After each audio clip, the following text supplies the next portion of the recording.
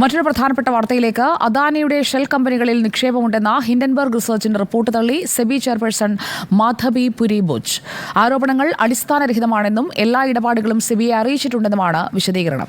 ഏത് ഏജൻസിക്കും ഇത് സംബന്ധിച്ച രേഖകൾ നൽകാൻ തയ്യാറാണെന്നും മാധബി ബുച്ച് വ്യക്തമാക്കി. കേന്ദ്രത്തെ കൂടി പ്രതിരോധത്തിലാക്കുന്ന ആരോപണം രാഷ്ട്രീയ ആയുധമാക്കുകയാണ് പ്രതിപക്ഷം. റിപ്പോർട്ടിൽ സംയുക്ത പാർലമെന്ററി സമിതിയുടെ അന്വേഷണം വേണമെന്ന് കോൺഗ്രസ് ആവശ്യപ്പെട്ടു. ആദിൽ പാലോട് നമുക്കൊപ്പം ചേരുന്നു ദില്ലിയിൽ നിന്ന്. ആദിൽ പാലോട്, അദാനി ഗ്രൂപ്പ് കമ്പനികളിൽ വിദേശത്തു നിന്ന് വൻതോതിലുള്ള നിക്ഷേപത്തിന് ഉപയോഗിച്ച വിദേശ നിക്ഷേപക സ്ഥാപനങ്ങളിൽ മാധബി പുരി ബൂച്ചിനും ഭർത്താവ് ധവാൽ ബൂച്ചിനും നിക്ഷേപമുണ്ടായിരുന്നു എന്നുള്ളതാണ് ഹിൻഡൻബർഗ് റിസർച്ചിന്റെ ആരോപണം.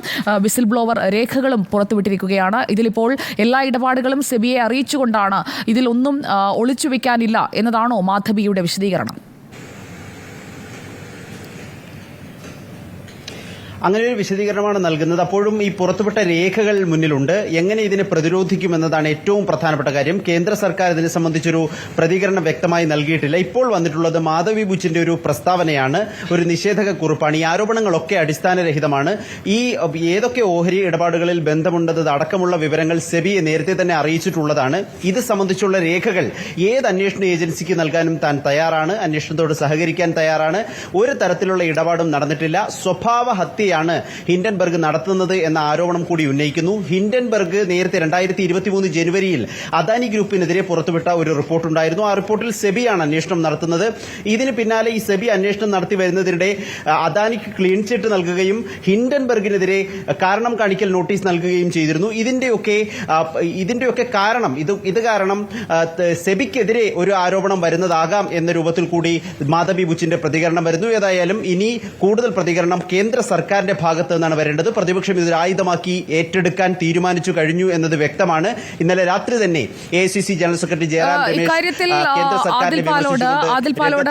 ഈ ആരോപണങ്ങൾ, അതായത് അദാനി ഗ്രൂപ്പിന് നേരെ ഉയർന്ന ആരോപണങ്ങൾ, അതിന്റെ ഒരു പശ്ചാത്തലം നമ്മൾ പരിശോധിക്കുകയാണെങ്കിൽ 2023 ജനുവരി 24 ഈ ആരോപണം വരുന്നത്. അന്ന് അന്വേഷണം നടത്തുന്നതിന് പകരം ഹിൻഡൻബർഗിനെതിരെ നോട്ടീസ് അയക്കുകയാണ് സെബി ചെയ്തത്. അതും ഇതും തമ്മിൽ കണക്ട് ചെയ്തുകൊണ്ടുള്ള, അതായത് ബർമുഡയിലും മൗറീഷ്യസിലും പ്രവർത്തിക്കുന്ന ഫണ്ട് കമ്പനികൾ, ആ ഫണ്ട് കമ്പനികളിൽ ബൂച്ചിനും ഭർത്താവിനും ഉള്ള ഓഹരികൾ അത് ജോയിന്റ് ആയിരുന്നു. ആ ജോയിന്റ് ഓഹരികൾ ചുമതല ഏറ്റെടുക്കുന്നതിന് മുൻപ് മാറ്റുന്നത്, അതടക്കമുള്ള കാര്യങ്ങൾ ഇപ്പോഴുണ്ടല്ലോ. അതായത് 2017 ഏപ്രിലാണ് ബൂച്ച് മുഴുവൻ സമയ ഡയറക്ടറായി, മാധബി ബൂച്ച് വരുന്നത് സെബിയുടെ മുഴുവൻ സമയ ഡയറക്ടറായി. അതിന് ഏതാനും ആഴ്ച മുമ്പ് വരെ 2017 ഏപ്രിലിന് മുൻപ് ഏകദേശം മാർച്ച് മാസം വരെ കൈകാര്യം ചെയ്തിരുന്ന അക്കൗണ്ട് അതൊരു ജോയിന്റ് അക്കൗണ്ട് ആയിരുന്നു. അത് ഭർത്താവിന്റെ പേരിലേക്ക്, അതായത് ധവാൽ ബൂച്ചിന്റെ പേരിലേക്ക് മാറ്റുന്നതിന് മൗറീഷ്യസ് ഫണ്ട് അഡ്മിനിസ്ട്രേറ്ററായ ട്രൈഡൻ ട്രസ്റ്റിന് അയച്ചിട്ടുള്ള ഒരു ഇമെയിൽ അടക്കം മുന്നിലുണ്ട്. അതായത് രേഖകൾ പലതും ഇപ്പോൾ പബ്ലിക് ഡൊമൈനിൽ കിടക്കുകയാണ്. അതിൽ കൂടി ഊന്നിക്കൊണ്ടാണോ ഇത്തവണ ഹിൻഡൻബർഗ് ഇക്കാര്യങ്ങൾ പുറത്തുവിടുന്നത്?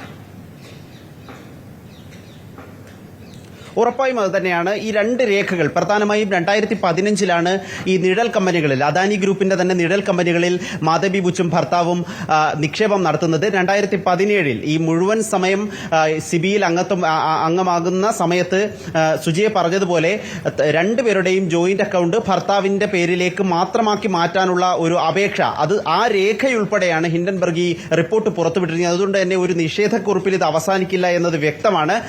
ഇത് ഹിൻഡൻബർഗ് ആരോപിക്കുന്ന പ്രധാനപ്പെട്ട കാര്യം, ഹിൻഡൻബർഗിന്റെ 2023 ജനുവരിയിലെ റിപ്പോർട്ടുണ്ട്. നമ്മൾ നേരത്തെ തന്നെ പറയുന്നത് അദാനി ഗ്രൂപ്പിന് നിഴൽ കമ്പനികളുണ്ട്. മൗറീഷ്യസിലും ബർമുഡയിലും UAE ഉൾപ്പെടെയുള്ള രാജ്യങ്ങളിൽ നിഴൽ കമ്പനികൾ ഉണ്ടായിരുന്നു. അദാനി ഗ്രൂപ്പിന്റെ ഓഹരികൾ ഈ നിഴൽ കമ്പനികൾ വാങ്ങി അനധികൃതമായി ഈ ഓഹരികളുടെ മൂല്യം പെരുപ്പിച്ചു കാട്ടാനുള്ള ശ്രമം നടത്തി എന്നതായിരുന്നു പ്രധാനപ്പെട്ട ആരോപണം.